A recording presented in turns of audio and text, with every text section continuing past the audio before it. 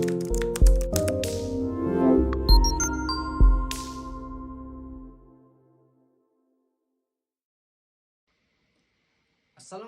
and hello everyone. In today's rapidly evolving job market, one big question stands out. What makes a person choose one employer over another?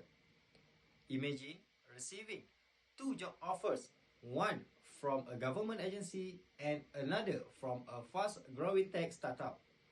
Both offers good pay and promising futures, but which one truly attracts the modern job seeker? In this video, we will explore the power of employer branding and how it shapes the decisions of today's workforce, especially when comparing the government and private sectors. Let's dive in. What is employer branding? Employer branding refers to how an organization positions itself as an employer of choice. It's not just about salaries and benefits, but about values, workplace culture, and career experience. A strong employer brand helps companies attract top talent, retain skilled workers, and build a positive reputation.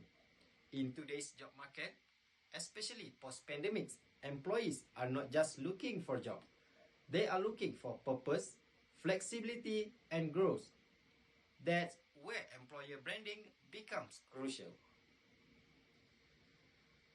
So, in government sector branding, government agencies are often seen as offering long-term job security, fixed working hours, pension schemes, and clear structure.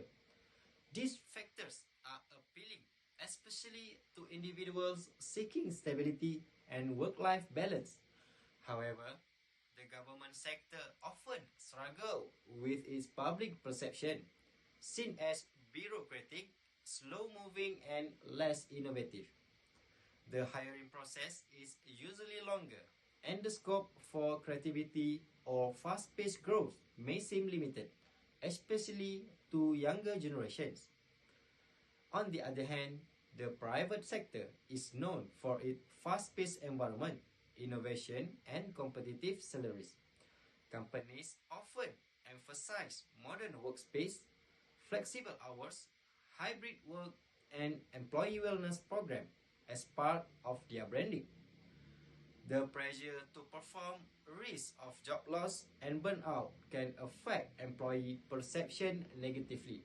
Still, many Gen Z and millennials are drawn to private companies because they offer career progression, personal development, and more vibrant workplace culture. And what does the modern workforce want? Research shows that millennials and Gen Z are more likely to join employers that align with their values. They prefer purpose-driven missions, diversity and inclusion, mental health support, opportunities for remote or hybrid work, and tech-driven tools and training. A survey by LinkedIn revealed that 75% of job seekers consider an employer's brand before applying. If the government sector wants to attract this group, it must rebrand itself as a modern, forward-thinking workplace, offering not just job security, but meaningful experiences. So, does employer branding attract the modern workforce? Absolutely, but not all branding works the same. The government sector must break outdated stereotypes, modernize its processes, and promote its values more effectively. Meanwhile, the private sector must balance its dynamic culture with employee well-being and long-term stability. In the end, employer branding is not just a HR strategy. It's a promise to employees, a commitment that says, here you are valued, here you will grow, and here you can make a difference. A strong employer brand is built not just through advertisement or slogans, but through consistent action, authentic leadership and a culture that reflects the values it claims to uphold. For today's job seekers, especially Gen Z and millennials, it's no longer enough to offer a paycheck.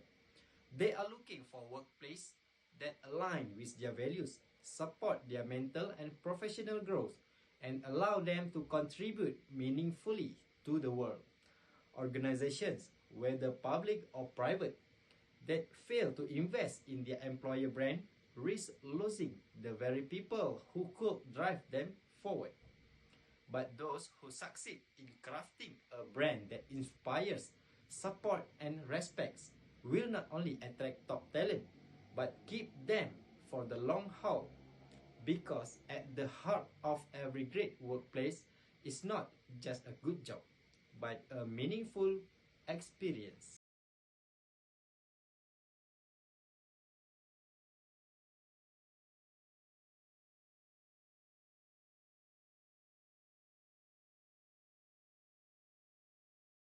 What was Yeah. your biggest surprise when you started working here? My biggest surprise? Um, Hi everyone, I'm Jason with Life at Google, where we share an inside look at what it's like to work here. Today we're at our New York City campus, and we're asking Googlers if working here matches what they expected before they began. For me, I remember watching the internship movie back when I was in high school, so I was afraid that Google would be super competitive. The reality though couldn't be any more different. So let's see if anyone else has a similar story. What's your role and how long have you been working here? So I have been working here for like 9 months, and my role is software engineer. I have been at Google for 2 years on and off, and I was an intern before in Sunnyvale, and my role is software engineer. I'm a product technology manager at Google. I'm in the ad score business, and I've been Google for about a month now. I'm a manager in trust and safety ads content investigation. I've been at Google for 5 years now, which is nice. There are extra PTO days. I'm a product marketing manager in Android, and I've been at Google for 8 years. I'm a software engineer for material design. I've been at Google for 3 years. Before you began working at Google, what did you expect it to be like?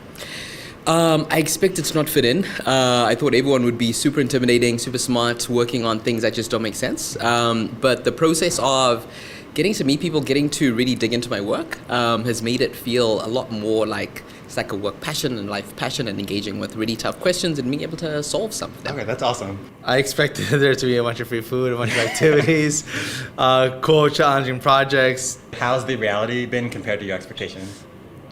It's been good so far. Like for me, something I really value is like my work-life balance. If you have like a good manager, which I do, like they're able to support you, help you like grow and stuff like that. It really helps a lot. So for me, I think it's been what I expected, I guess. But I owe that a lot to my manager, I guess. So what are some common perceptions or assumptions you hear about working at Google from people who don't work at Google? Everybody expect me to be a math genius. I expect everybody here to be a math genius, but that's totally not true. Yeah, like some people say like, oh, it must be stressful to work at Google or like these big tech companies, but it is not as much. That you don't have to work very hard, but you get to play it a lot, and also that everyone knows everything that's going on. So if you like work in cloud, you know everything that's going on in like Google X. Yeah. How true do you think those assumptions are? I think there is something really cool with TGIF. So you do get to understand what's going on, but Google and Alphabet is just so vast, so it's really hard.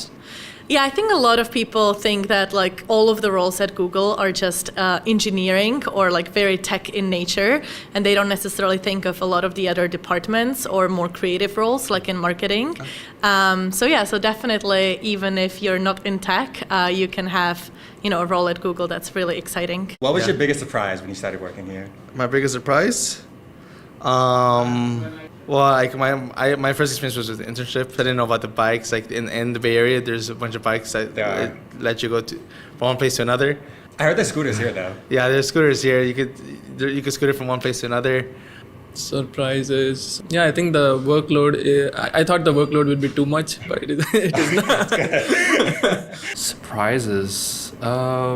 How down to earth everybody is around me, because I am a singleton here. My main team is in California, so I got stuck with a bunch of other people, but we just turned out to be good office mate, and we play ping pongs together. It's pretty amazing. It's not as cliquey as I thought.